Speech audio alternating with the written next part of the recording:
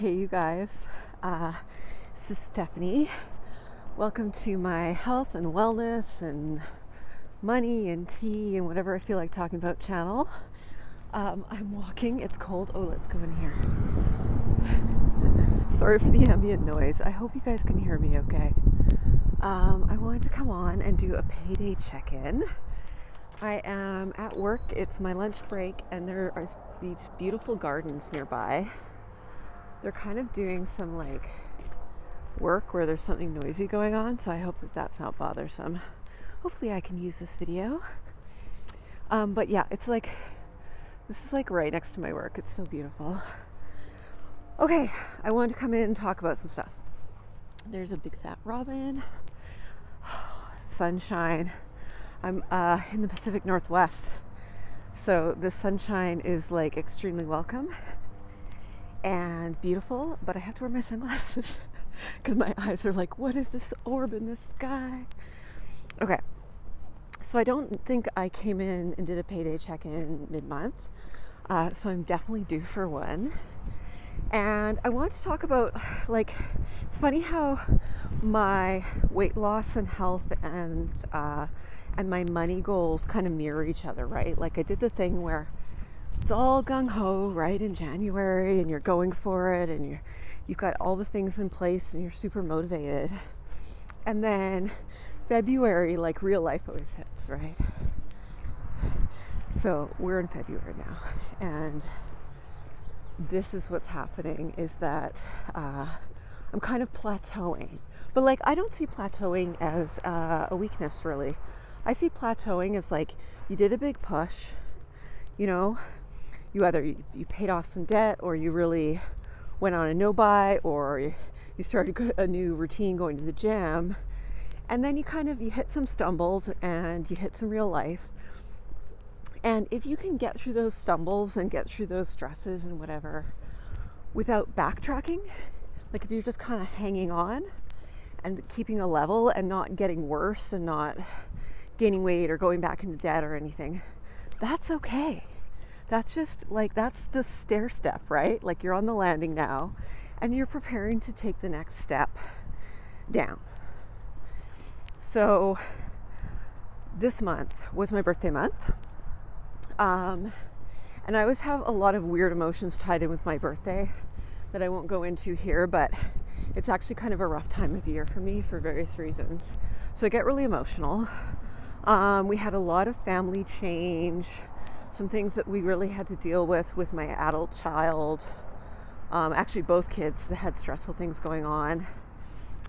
Excuse me as I go through another gate. And then this also coincided with literally the busiest sort of 2-3 week period at my work of the entire year. So those days when you're just hanging on, you're just okay, get out of bed and start all over again the next day, and any plans you had to do all the self-care behaviors that you would normally do are just wiped away because you're having totally unexpected stuff chucked at you, right? Those are the real tests. Some of the behaviors for money that I try to hang on to is I check in every morning. I have a calendar where I write down if I spent money that day, sort of tracking my no-spend days. And I am still doing that every morning, okay? So that's a real win that I'm still tracking it. But here's the thing, is that I've been so stressed that I've been running and buying a coffee every day at work, which was a habit I had tried to stop.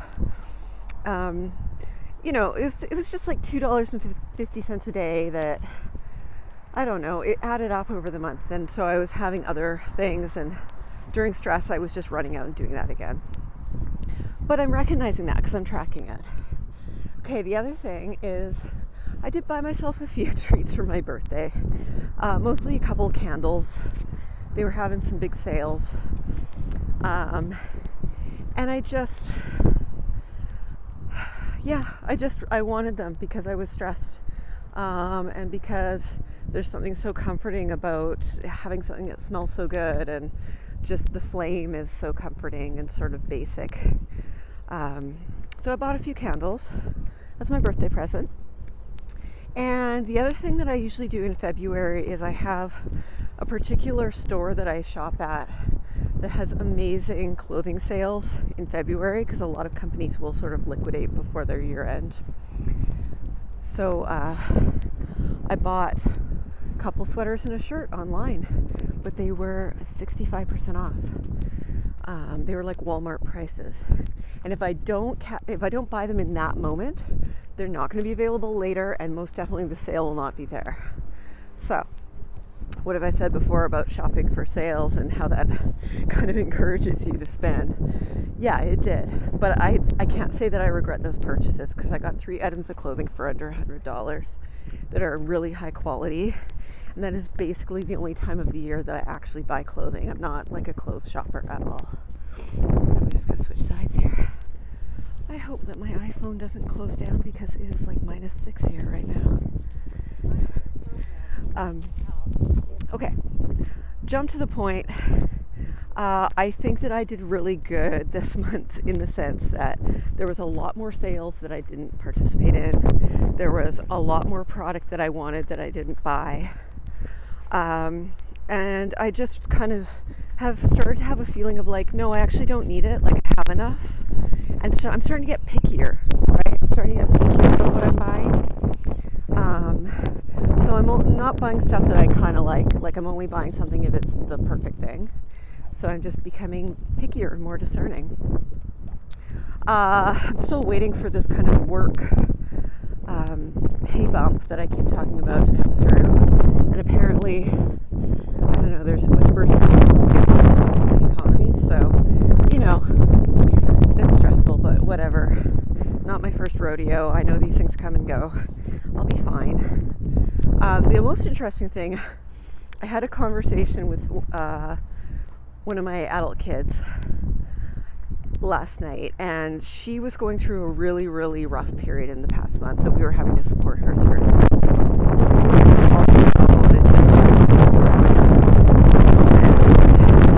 She was actually needed to borrow some money from me because she had not been paying attention to her budget, and she'd been taking some extra time off work and suddenly didn't have money for food.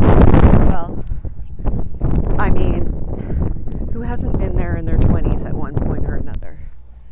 You know, there's no judgment there, because it's tough. It's tough to eke out a living when you're, you know, practically making minimum wage, right?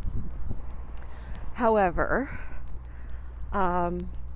this had to be a conversation about her spending and her budgeting, and recognizing that some of the spending that she had been doing where she hadn't been paying attention was because of the stress that she was under, and because she was just trying to make herself feel better. And so we had a good conversation about that. We also had a strong conversation. I lent her money, but I made her sign something. That's the kind of mom I am. I made her sign a piece of paper, and I made her give me a date by which that money was going to come back to me, so that she's anticipating and having a plan. And if that money doesn't come back to me by that date, then we're going to have a conversation about trust. We're going to have a conversation about meeting your financial commitments, about budgeting, and about, you know, what lifestyle is realistic for her to afford and that kind of thing. But I'm choosing now to trust that she will pay me back. And I'm not planning to make it a habit for her to borrow money. I don't like that to be the model. But it struck me that it's hard for me to judge her for doing that when I basically for the last couple of years have done the same thing, right? I have like gotten stressed, taken my eye off the prize, treated myself with things, and basically, bought things to make myself feel good, like candles when I'm stressed, right? I'm modeling that behavior for her, and it's leading me in the same direction that it leads her, where the second you're really not paying attention to your finances, you look up and you're like, oh crap, is that my bank balance? You know, you have to always pay attention. So she's learning a lesson here, and I am bailing her out because she needs to eat. like she doesn't have grocery money, and I'm not going to let my kids starve to teach her a lesson. However, yeah, to what extent am I teaching her that kind of behavior is not okay? Like it inspires me, I guess I'm saying, to model better behavior and model better decision making. And it's very hard to come from a place of judgment when I have my own weaknesses and my own lessons that I'm learning with money. I don't know what I'm trying to say, but comment if you have adult children and you know what I'm talking about, because it's very hard to watch them struggle. And sometimes you can't bail them out, but also sometimes you have to bail them out if you can. And there's a lot of gray area in between those two things. Okay, well, I've talked long enough. I am feeling good. I'm feeling on track. I'm feeling like I have enough in my life right now, but I just wanted to come here and kind of check in and refocus. And if you guys have set some money goals for this year, I want to hear how you're doing. So comment below. Like this video if you like this video, and let me know how you're doing with your money journey. All right, take care, guys.